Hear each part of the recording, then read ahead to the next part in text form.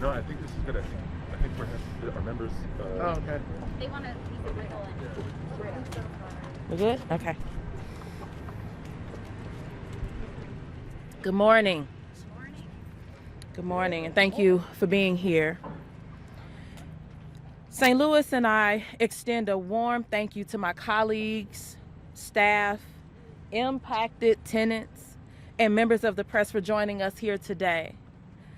I also want to extend a special thanks to Senator Elizabeth Warren for her partnership and support in introducing the bicameral Keeping Renters Safe Act. Together, we will save lives. Last month, the world watched as my colleagues and I were joined by hundreds of community members in sleeping on the steps or sitting up on the steps of the Capitol behind us. We had one goal: to keep millions of people safely in their homes during a deadly pandemic. For 5 days, we experienced what it's like to sleep outside, unable to escape the noisy environment, whether it's laughter or pain. The rodents, the rats were running across the street, the biting cold, yes, even though it was August in the middle of the night, the glaring sun or the pouring rain. We couldn't sleep, rest, or heal from our trauma. We fought to protect people in cities like mine in St. Louis, where nearly 10,000 households have had evictions filed against them since the pandemic began. The moratorium extension we helped secure saved lives for 3 weeks before it was shamefully struck down by a partisan Supreme Court. Today, we return to the Capitol steps with renewed courage and determination to introduce life-saving legislation.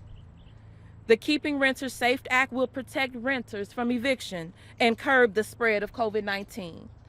The bill clarifies that what we have long believed: the Secretary of the Department of Health and Human Services has permanent authority to implement a residential eviction moratorium to address public health crises.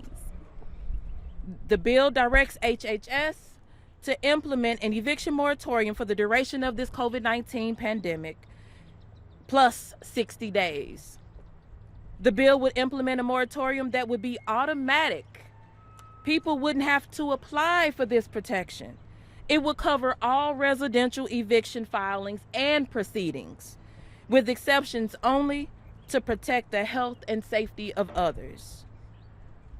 The goal of the Keeping Renters Safe Act is to keep vulnerable tenants safe from further harm, especially while states and localities are working hard to distribute the nearly $40 billion left in the emergency rental assistance funds. I will never forget the fear that rushed through my body when I saw the eviction notice posted on my own door. The fear that comes with not knowing how I would be able to keep my children safe, keep a roof over our heads, or keep a job. I experienced violence and trauma all 3 times that I was evicted. I know firsthand what that disruption of peace feels like. And we think that disruption of peace only is about being subject to the environment, subject to the elements. But what happens when, once you find a home, once you're able to move into a place, people think, oh, you're fine now. But when I left my last home, when I was evicted, I couldn't take my furniture. I couldn't take things like the spatula. I couldn't take photo frames, and I couldn't take all the little things that I had purchased for my home. I don't have those things anymore, so now I have to start over. That is another disruption of peace, because I know when I move in, do I have a pillow? Do I have a blankets? Now I have to purchase all of those things over again. It's a disruption of your peace that continues on and on and on. It's trauma. So I will give my entire heart to ensure that nobody, not one more person has to go through that. I learned on the streets of Ferguson You have to protect your neighbor. You protect your sibling. You protect even a complete stranger, because nobody is safe until we're all safe. It is imperative that legislators provide protection now, because we're being evicted. People are being evicted as we speak, as we stand here. People were evicted yesterday, weeks ago. People are having their wages garnished as a result of evictions. They're being forced to move into crowded shelters, double up with family, or live on the streets. These are circumstances that not only create instability, but significantly increase the chance of people contracting COVID-19. Your child's teacher, your nurse, or the person serving your food could be one of these at-risk tenants who is forced to inadvertently threaten the health and safety of the entire population. An eviction moratorium is the difference between life and death for all of us. So today, we are continuing our historic shift in the way that we conduct the people's business in Washington, D.C. If this legislation does not pass, there will be more than 670,000 flags on the lawn and more lives lost. My colleagues and I stand united in declaring that the Keeping Renters Safe Act is just passed legislation.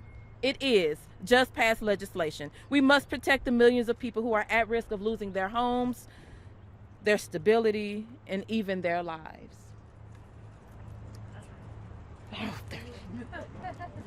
Now, it is my absolute honor to introduce my friend, my partner, someone that inspired me even as I was standing out here, cold, hurting, my dear friend, Senator Elizabeth Warren. Thank you. Oh, Cori, thank you. Thank you, Cori, for your leadership, and thank everyone here today who is ready to stand up. We are in a COVID crisis.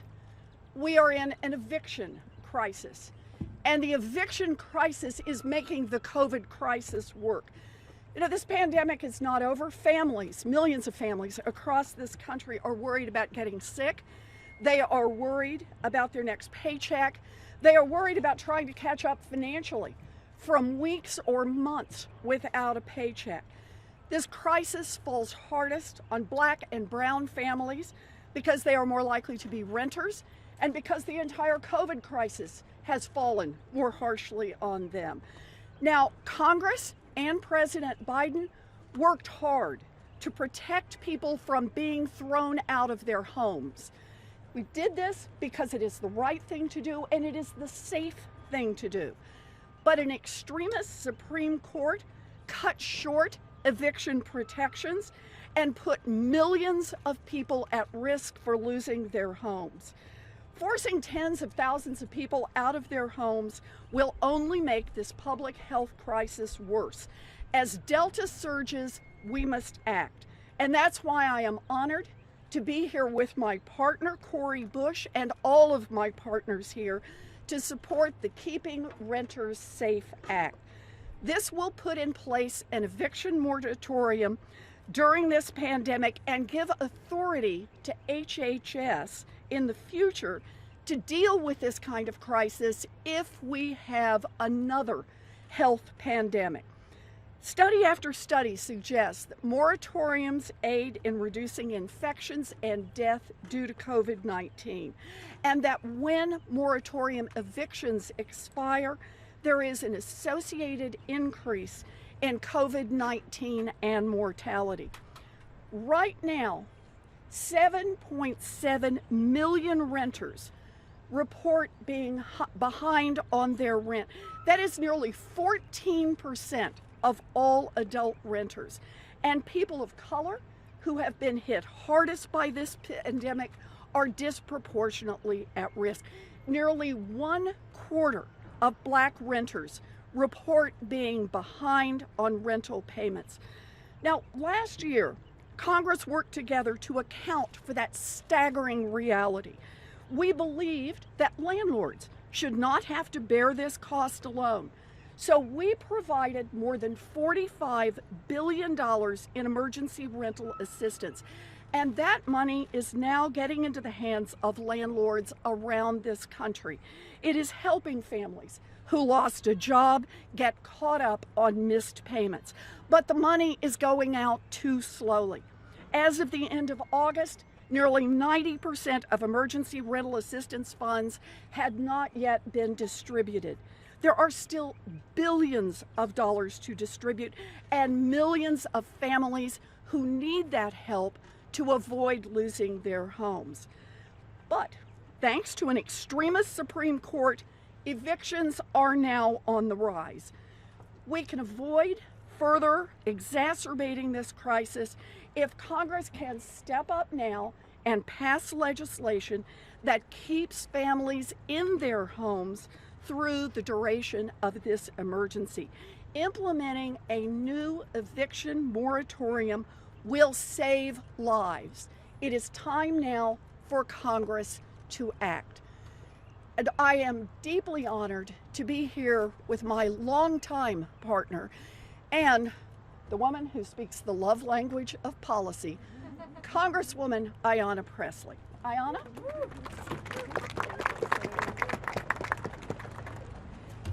You know, I find myself these days playing on repeat on my playlist Marvin Gaye's What's Going On. Because what is going on? That we find ourselves already in the midst of a public health crisis, and we have another one on the horizon that is 100% preventable. And we have to fight and organize and mobilize this hard. What is going on?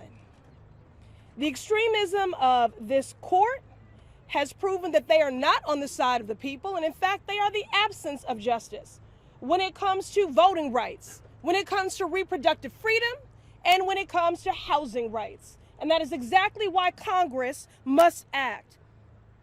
Led by my sister in service, Representative Bush, who I believe models my practice of the people closest to the pain, should be closest to the power, driving and informing the policy making.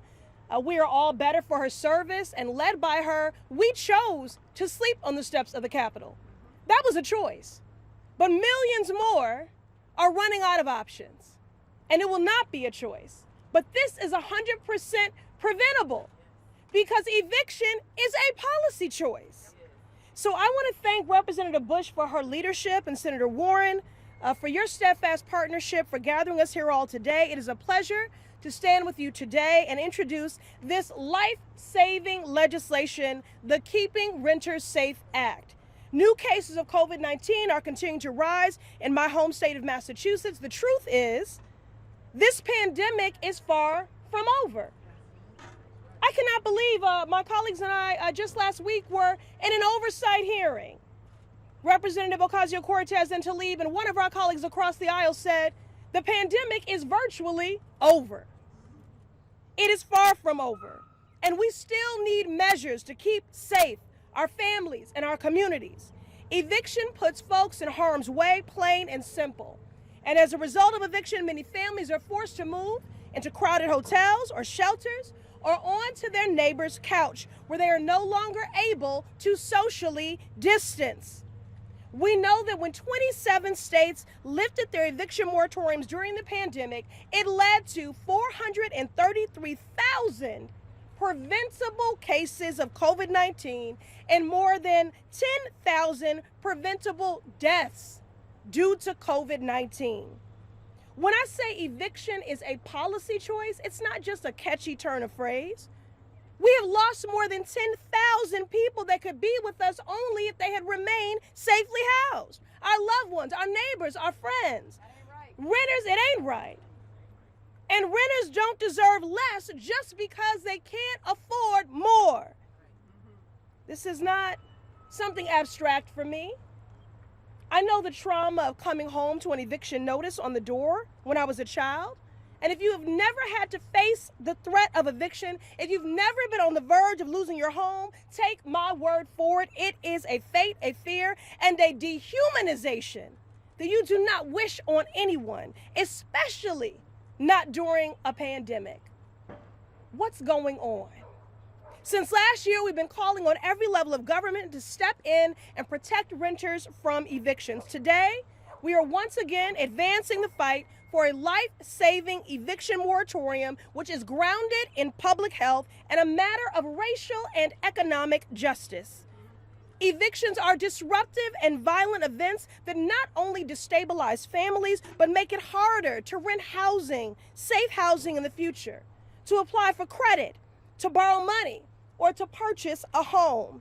This eviction crisis is exacerbating economic injustice for Black families across America. Currently, almost a third of Black renters are at risk of eviction. Nearly 600,000 seniors and nearly 20% of senior renters who are people of color are behind on rent and at risk of evictions. We need Congress to act. We can prevent millions of families from being thrown out onto the street and torn from their homes where they made their memories. Our constituents are looking to Congress, both chambers, controlled by Democrats, to stand in the gap and to intervene. Some members may think that we pass rental assistance, so our job is done. Many of us here have led and championed those efforts, and they are meaningful. But without an eviction moratorium in place, while the rental relief is still getting out the door, our work is not done. We will have a homelessness crisis in this country. A national tent city like we've never seen before. An eviction tsunami, one we will be recovering from for decades if we do not act. In this economic recovery, let's learn from our past mistakes and center the people. An estimated 750,000 renters could be evicted in the next few months. Democrats control the House, the Senate, and the White House. And being in the majority must mean more than a talking point.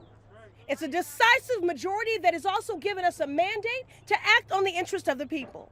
We must make that majority actually mean something. So let's pass this bill before it's too late. And next, we will hear from my brother in service. The Commonwealth is representing large up here today. Is he here? Oh, there you go. Okay, and so now we'll bring to the podium Senator Ed Markey. Thank you, Ayanna. Thank you for preaching the truth here today. And thank you to Cori Bush for your tireless leadership, your incredible courage to push forward on this lifeline issue. You are living proof of why we need leadership in Congress that is influenced by lived experience. And we are lucky to have your perspective, your resolve, and your spirit. Thank you, Cori Bush, for your great leadership. And again, I'm here with my partners, the great Elizabeth Warren and Ayanna Pressley from Massachusetts, and this incredible all-star cast of people who are standing up here today for those who are most vulnerable in our country. We're facing an eviction crisis where millions of our neighbors are at risk of being forcibly removed from their homes with expired federal unemployment insurance and millions of Americans still out of work. We are poised to see an historic and devastating wave of evictions in every corner of our country. But the good news is we do have the power to stop it. Let me be clear. The coronavirus pandemic has not ended, and neither should emergency housing protections for those who would be exposed to this disease if they were thrown out onto the streets of our country. We owe it to those millions of families who are struggling to put food on the table, keep the lights on, and keep a roof over their heads to pass the Keeping Renters Safe Act and ensure that the eviction moratorium stays in place through the remainder of the public health emergency. While Congress has already provided more than $45 billion for emergency rental assistance programs to assist people to make their rent and utility payments, only $5.1 billion has been distributed. Let me say that again. $45 billion appropriated, $5 billion given to the people. That is not right. The people are not responsible for the failures of their government. They should not be evicted because the United States government, the state governments, and the local governments did not do their job.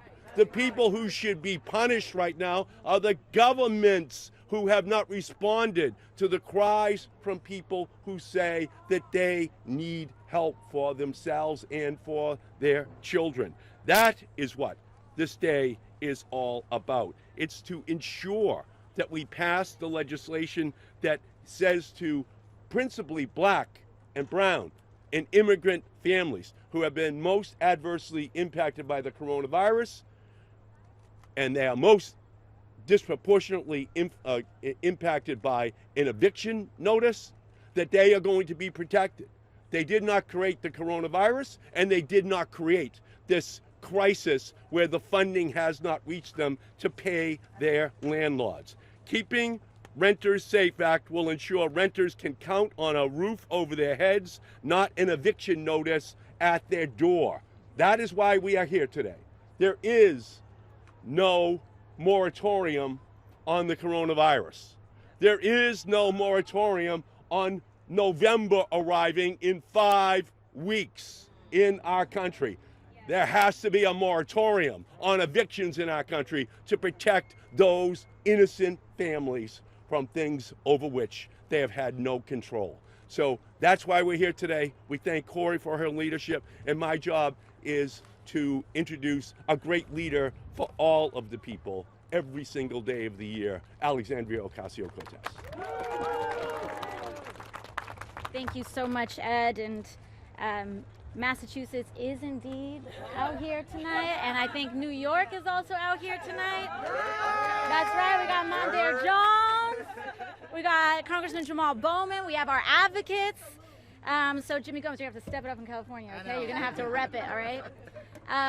I wanna thank everyone, especially our advocates, our leaders out here. Just give it up for y'all. Thank you so much for leading us in this fight. A lot of people, sometimes the language that's used here in Washington is framed as though we are leading, but so often we are responding to the leadership of advocates who are setting the pace for the people. So I want to thank folks. I want to thank someone just straight from the movement leading us right here into those halls of Congress, Representative Cori Bush. She has let us use every single tactic that we have, whether it is legislative, whether it is sleeping on the steps of the Capitol in order to secure protections. You know, the Supreme Court may have struck this down unjustly, but her leadership allowed 11 million people to be protected for an entire month, and that should never be understated. What we're here to do is to make sure that we are preventing another secondary pandemic from happening in the United States. The winds of fall and winter are right around the corner. And as of the beginning of August, we were talking about 1 in every 6 renters in the United States facing eviction. Now, so often, and so many of us know what it's like to go home and try to flick on the lights at night and nothing turns on, or to have an eviction notice posted to your door. And the reason some of these issues are so under-discussed, I was just speaking with one of our leaders that you'll be hearing from in a few moments, Ms. Vivian Smith, that we are taught to internalize that as shame. We don't speak about these issues because we have been taught that an eviction notice at our door or turning on the lights when they're off is a result of an individual shortcoming. But when we're talking about 1 in 6 renters in this country facing the street, 11 million people in the United States, that's more than the entire population of New York City, being evicted overnight, that is not an individual shortcoming, that is a systemic failure. That's right. And so when we talk about folks being kicked out in the street, it is not them who should be feeling shamed, it is this institution that should be feeling shame. And so we are here to right that wrong, to make that crooked path straight. Because evictions do not just affect the evicted. When you wake up in the morning and the person who is preparing your coffee this morning was sleeping in a car last night, does that make you safer? Does that make you more shielded from the pandemic, from a variant whose transmission could be as low as 5 to 10 seconds in order to transmit? When our population is not yet vaccinated to the degree that it needs to be, we have to protect people's right to housing in the United States. We will feel the repercussions for years, if not decades to come, if we do not. And I also want to rectify some of the myths that are sometimes told about folks on the brink of eviction. The idea that there are so many jobs out there, why don't folks just get a job? People who are facing eviction are employed. But we live in a country where minimum wage does not pay rent in a single state in the United States of America. Telling someone to get a job when they're about to be evicted is to communicate that you're not living in this country at this time, not living in the same reality as most other people. We must institute this eviction moratorium. I'm so proud of Congresswoman Bush and Senator Warren for helping us lead the way on this. The Supreme Court said the administration does not have the authority to issue an eviction moratorium. So what are we going to do? Give them that authority. Yep. That's right. That's all we want to do. Have Congress give the administration the authority to institute a moratorium because it impacts our health. Housing is a primary indicator, social indicator of health. It makes us sicker when we are unhoused. It makes us healthier when we are. So with that, I want to thank you all. I want to thank all of our partners in this fight. And I'm so proud to introduce one of our newest freshmen for the New York delegation, doing us all so proud every day, along with Jamal Bowman, but Congressman Mondaire Jones.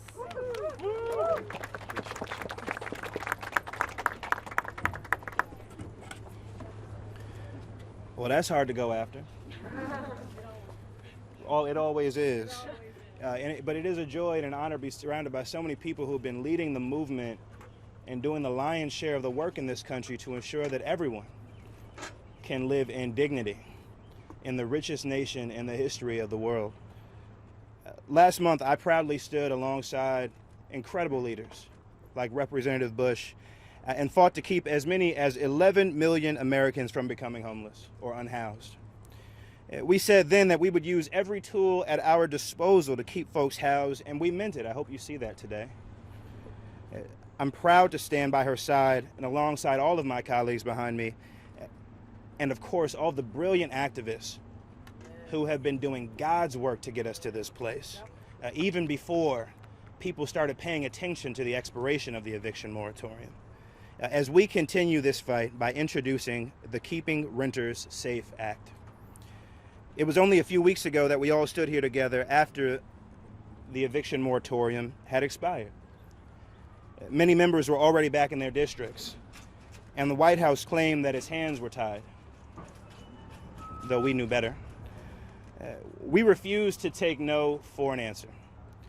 We couldn't just go home while millions of people were at risk of being kicked out of theirs. And after 5 long days staying out on the Capitol steps, our calls were finally heard, and the CDC, at our urging and at the direction of the White House, reinstated an eviction moratorium. Despite how hard we fought and the many days that we stayed out on those steps, we know that the story does not end there. Just days after we got the CDC to extend the moratorium, or I should say just a month after, the far-right 6-3 supermajority on the Supreme Court of the United States, in a dangerous, partisan, and poorly reasoned, I would submit, decision, once again put many millions of people at risk of being unhoused. In the world's richest nation, no one should have to experience housing insecurity. The housing crisis, as you've heard again and again today, is a policy choice. And all of us ran to make better, more empathetic policy choices. For the last year and a half, the eviction moratorium has kept millions of Americans struggling to pay rent, safe, and housed amid the worst public health crisis in at least a century.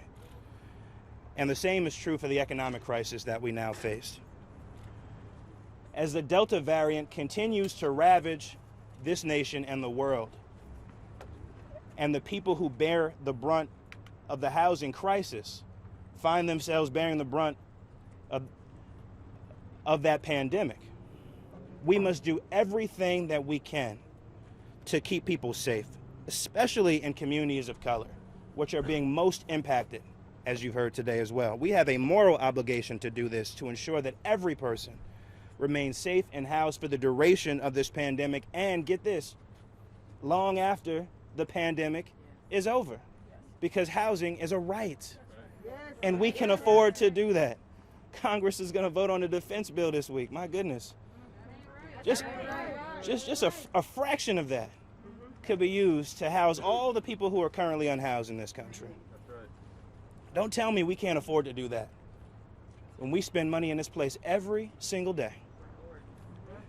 By giving the federal government the explicit power to issue an eviction moratorium, we are ensuring that never again can this rogue Supreme Court majority or any other court say that Congress has not authorized the executive branch to act to save as many as 11 million people from being unfairly forced out of their homes and thrown onto the streets.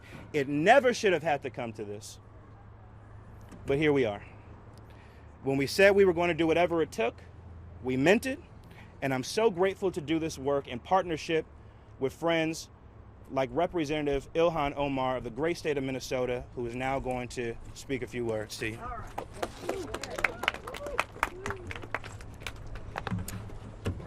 Thank you, Mondaire. I want to associate myself with the righteous words of my colleagues. It is an honor to be here with Representative Cori Bush and Senator Warren. Thank you so much for introducing this legislation and for your leadership. It is also just remarkably beautiful to see all of these amazing leaders across the country who have been advocating on behalf of renters far longer than this pandemic, and continue to do this in the harshest moments of our nation's history. I stand here as a lifelong renter, as someone who knows what it's like to live paycheck to paycheck, to worry if this month you will have enough money to stay in your home. And as someone who spent much of her childhood without a home, running water, or electricity. No one deserves to be thrown out of their home, especially in a country with over 600 billionaires and some of the most extravagant wealth in the history of the world. The pandemic is not over, as you've heard over and over again from my colleagues. Our people are still hurting. We had one of the worst job growth in months this month. Millions remain jobless. We need our government to act like it. As we speak, people in my district and across the country are being forced to pay thousands of dollars in back rent that they couldn't afford then and can afford now.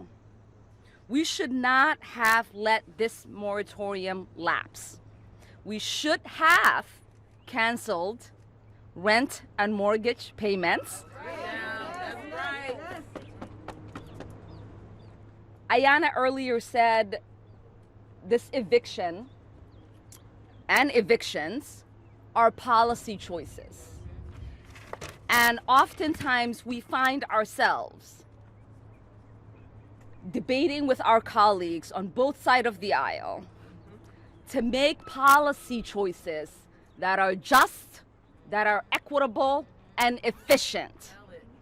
So the fact that we have released $45 billion and only $5 billion of that is spent tells you we did not pass legislation that was going to be effective. So I believe we should be fully reinstating this moratorium and giving this president and this administration the broad authority to do so moving forward. I can't tell you just how proud I am to have stood with, spent a few nights with, and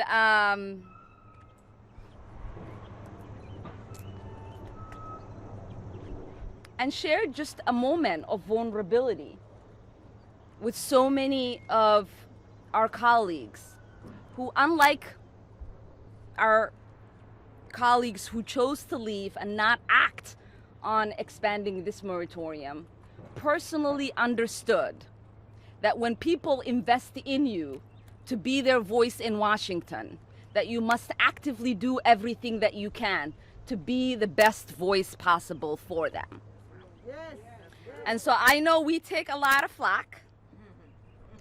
People might not appreciate our tactics, our advocacy, but what I know to be true is that as someone who spent many years as an advocate and an activist, I've always wanted to have the kind of legislators we have been representing me. So thank you. Oh, I'm sorry. Next, we will have Representative Gomez from the great state of California. Thank you. Thank you so much. And I just first want to say thank you to my colleagues in the House, Ayanna Pressley, Alexandria Ocasio-Cortez, Jamal Bowman, Mardern Jones, and also Cori Bush. Cori Bush did, this was an issue that we've been fighting for months, extending each eviction moratorium, at first by sending letters, by making phone calls, and we were successful. But when we were not, we had to switch strategies, and it was because of Cori Bush's leadership that we decided to stay on the steps. I had already gone home and I decided to rush back to make sure that I followed through on that fight. And it was an important fight because it told people that we still cared. Didn't matter if we hit one obstacle, but it was going to be make sure we're going to keep going no matter how big that obstacle. And you know what? We did make a difference. Extending that moratorium did help people when in their hardest of times to make sure that they weren't evicted. I had renters' rights workshops in LA when I got back to tell them about their rights. But I had advocates tell me that they had clients that were protected because of this action, because of what we finally got to do. But here's the thing. It's also about lived experience. And Cori Bush's lived experience matters. But you don't have to have been on the streets to care. You just have to imagine yourself, in their shoes, in their car, in their tent. You just have to imagine how hot it is right now to understand that if you're on the streets day after day, it takes a beating not only on your health, but your mental soundness and your financial wherewithal to get back on your feet.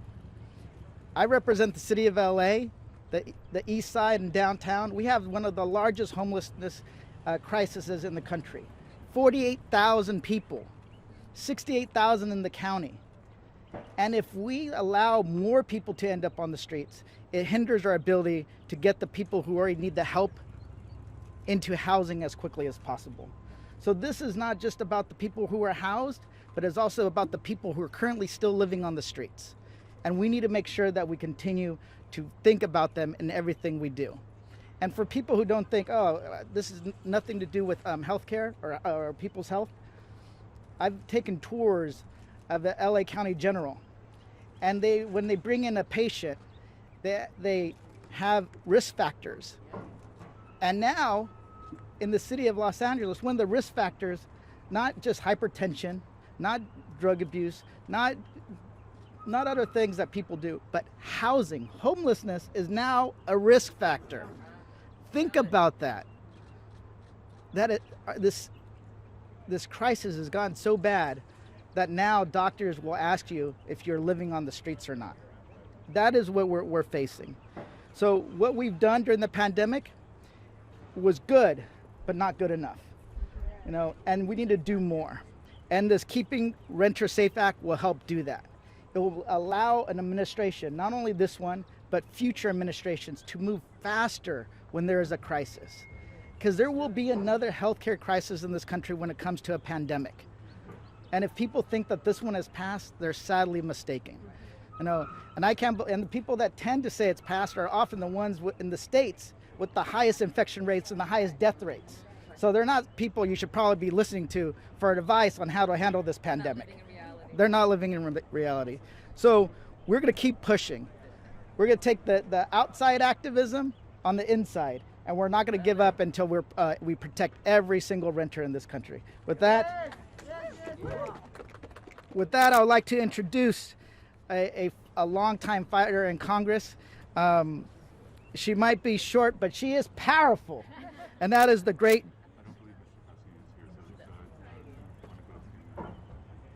Well, that's the great Vivian Smith. Vivian.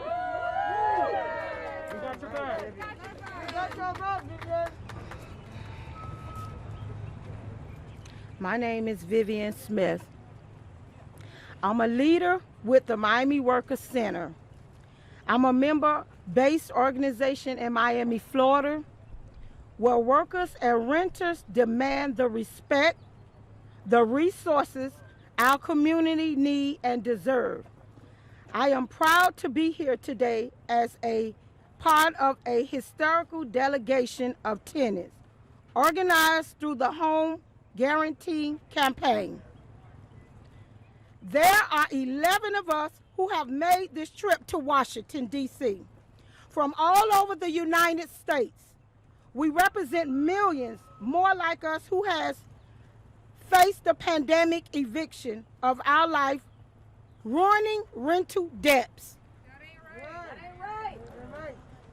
I live in Miami the whole life. I was in foster care, released at the age of 18. From then on, I had no one to lean on. I was a young single mother with 4 kids and 1 deceased. I worked at the Amazon Fulfillment Center, standing on my feet 10 hours to 12 hours a day. After the beginning of the pandemic, the warehouse were infested with viruses, and I wasn't able to keep working. I didn't want to risk my health or my kids' health. I fell behind on my rent. When I did come up with the money, the landlord didn't want it. He didn't want to take it. They took me to eviction court. I was haunted by my past experience of living in my car with my kids. I didn't want to be homeless. The last time I lived in my car after the hurricane, I got lost in the system. I was displaced from my home. I would work from 5 a.m. to 1:30 p.m., pick up my kids, and then I would start another job from 4 p.m. to 10 p.m. at night. I would go to the restaurant called Esther's, and I would use baby wipes to clean up me and my girls. Other times, we would go to nice hotels, walk in there as though if I had a room, wash up in their bathrooms, and walk out with my night clothes on. I used to wonder, God, how could you give me these kids and make me homeless? Why did I have to get an eviction for trying to take care of the kids you gave us?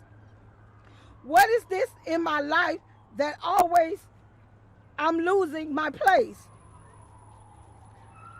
Once I saw I was falling behind on bills, I had to go back to work.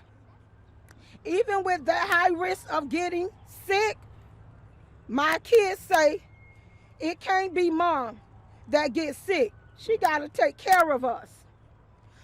But I'm trapped at working while there's over 1,000 cases, COVID, in my state every day. I've been forced to choose between food, rent, too many times. Many of us had to make the choice or the choices between our health or our homes. The rent eat first. The first times I would buy my kids 4 for $4 from Wendy's. I would eat what was left, and I would drink a lot of soda to fill up. I would lay my seat back and try to sleep. Once you get an eviction, it is hard for you to live. No one will rent to you again. No one. There are application fees, slumlords. You lose things because you can't pay for storage. And it's not material things. It is my soul. Every time I lose a bit of myself,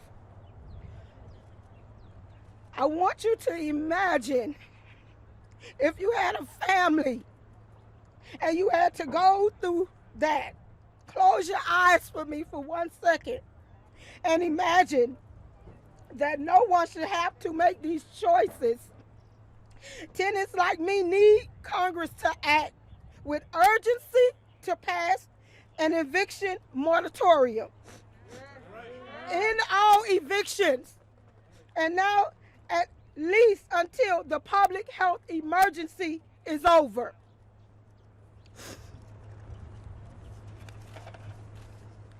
The pandemic is not our fault. Our evictions are not our fault. The fault of the system that treats us like an investment. Today we need Congress to pass a full eviction moratorium. Tomorrow we need a national Bill of Rights written by tenants like me. That's right. To forever change the balance of the power between us and these so-called landlords. Thank you, Representative Bush and Senator Warren, for your leadership. And thank you. I believe that we all can win. Thank you. I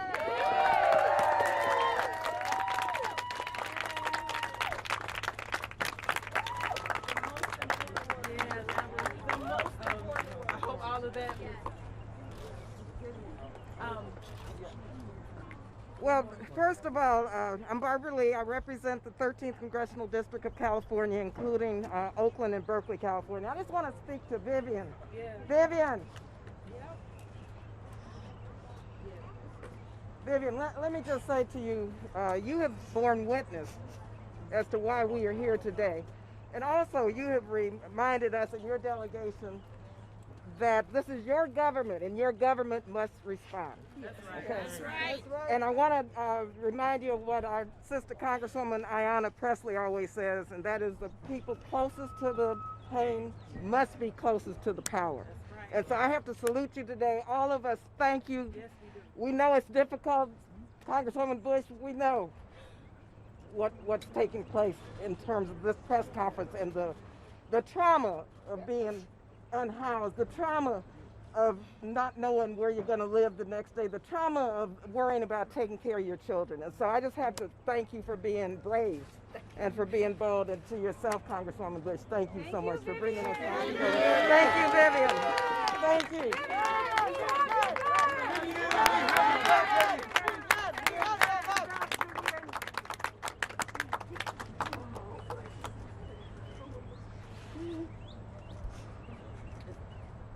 And Vivian really has said all that needs to be said, so I'll be very brief. Let me thank Congresswoman Bush, of course, Senator Warren, and all of our colleagues who have been fighting so hard to protect people's right to a roof over their head. And also, we all know that Congresswoman Bush has shown so much courage and bravery to fight for her constituents and for vulnerable communities across the country. And Congresswoman Bush, I just want to thank you for your bold action, which allowed other members to be bold to come here to the Capitol steps to really stake out the turf until the job is done. And so you do get the job done. And also, Cori, you have pricked the conscience of the nation in this place here. So thank you very much for continuing to fight the good fight on behalf of this country. And what we're fighting for really is very basic. It's basic human rights. Basic human rights. No family should have to struggle to keep a roof over their head, especially in the middle of a once-in-a-lifetime public health and economic crisis. Protecting people's homes is just as important as prioritizing public health as an economic security. That's right. That's right. And Congresswoman Bush, Vivian, all of you, you're building a coalition of conscience, a coalition of people who are passionate about fighting for human rights in our own country. And I'm so proud to be part of it. And let's be clear, I want to mention my district also. Housing is a crisis in my district, in the Golden State of California. More unhoused people than ever before. It's a crisis in each and every one of our districts across the country. And so that's why it's so important for Congress to step up and do its job to protect the people who elected us to represent. It's a people's movement, and we're not going to stop until the basic right to safe shelter is protected during this crisis. So we're going to keep fighting. The time is now, because you know what? When we fight, we win. When we fight, we win. When we fight, we win. Thank you again. Thank you, Vivian. Thank you, Cori. Thank you.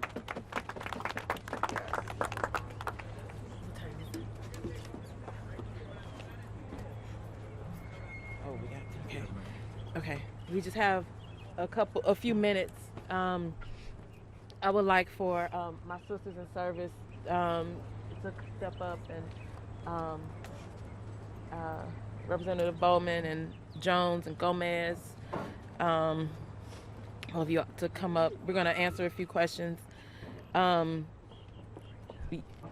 So let me first say to Vivian and to all of you who came today, when we arrived, you all started telling your stories.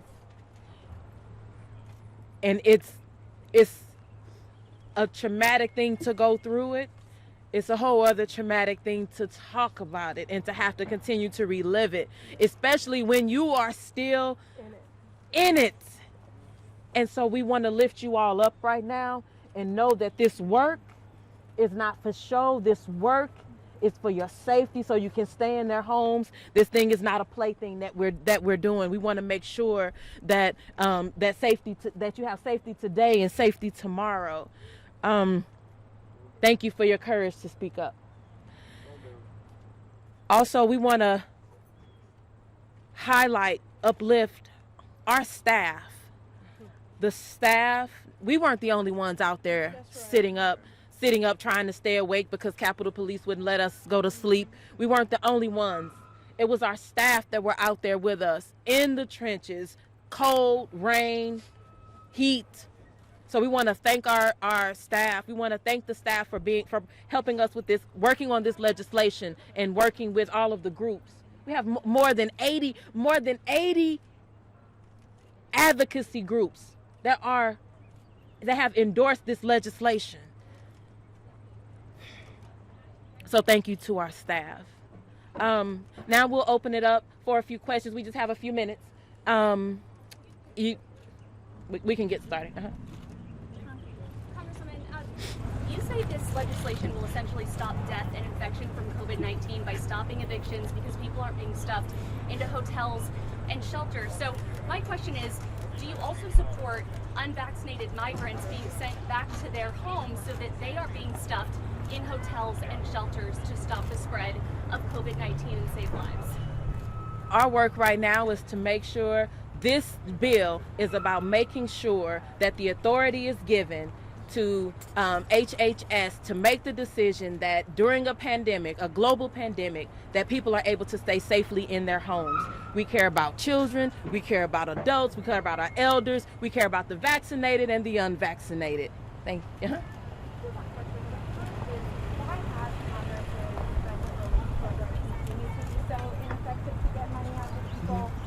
there anything Congress can do to get that money out faster? And second, a lot of you mentioned, obviously, the industry is showing you eviction moratorium is not the only emergency response program that ended. Unemployment insurance also ended. Why has that not been a priority as Democrats negotiate the reconciliation bill? Since there's two parts, I'll open it. Yes. Mm-hmm. Do you want to take the second part? As a member of leadership, okay. So on, many of us here serve on the Financial Services Committee. And last week during markup, we heard a story about a grandmother living on a fixed income and receiving supplemental support from her granddaughter to have a quality of life so that she would not be choosing between rent and life-saving prescription drugs. Prior to Treasury changing the guidance to make it less onerous and burdensome for renters to prove that they have a need, a grandmother like that was really struggling to prove because she didn't lose a job. So this is some of what we've come up against and why it is taken longer to get the funds out. But we need time. We have appropriated the funds. We need to get those funds out. And some states were, this is unprecedented in every way. Some states had to have the infrastructure bill. The Commonwealth of Massachusetts, about 33% of our funds are out, so we already had some pre-existing infrastructure. But honestly, we've been recalibrating in real time, and I think the Treasury streamlining those guidelines and making it less onerous for renters will also go a long way.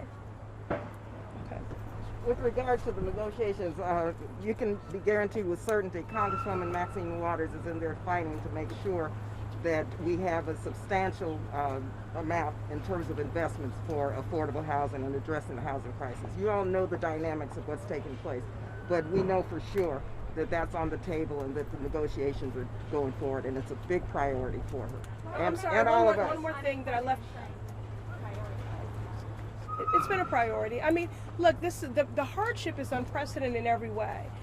I can't believe that we're having to work to legislate humanity, but that is what we're having to do in this moment, to do whatever we can to mitigate the hardship, to alleviate the heartache and the trauma that people from every walk of life are experiencing. And I left out the most important part of that story about that grandmother. Her granddaughter that was providing supplemental income lost her job. Okay, so she lost her job during the pandemic, and that grandmother was struggling to make the case for why she should be eligible for the Emergency Rental Assistance Fund. But again, we've changed that and streamlined those guidelines. Okay, one more question. We have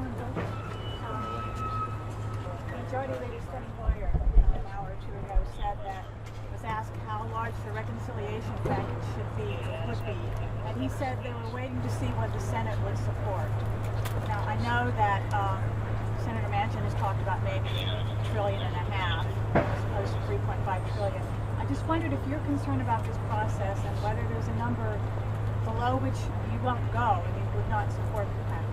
We are concerned about the process. I'll speak for myself. I can't speak for my colleagues, definitely, but we are concerned about the process. But as we're concerned about that, we're also making sure that this moratorium, because as much as we're trying to do all the things at once, making sure that reconciliation happens and that passes before we vote on bipartisan infrastructure. But as we're doing that, we're working to make sure that people can stay in their homes. It's not one or the other, so we're trying to do all of those things at once. I don't know if anyone else wants to add to that, but we are our focus, right now with this press conference is making sure that that the word is out that we need renters to stay in their homes, and we want to make sure that landlords aren't foreclosed on. Okay. Yes. Yes. Okay. And you know what? I'll take one more real quick question, and then we'll close. One more quick.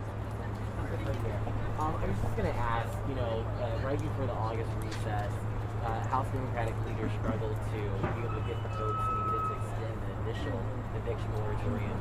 My question is, why do you believe that this piece of legislation would have a different outcome? Well, because this one